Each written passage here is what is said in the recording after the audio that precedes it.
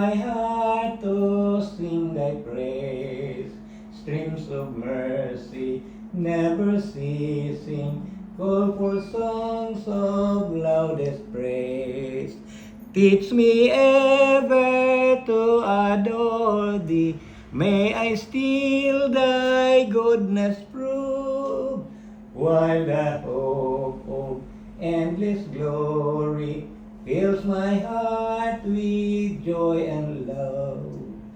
Oh, to grace, how great a debtor daily I'm constrained to be.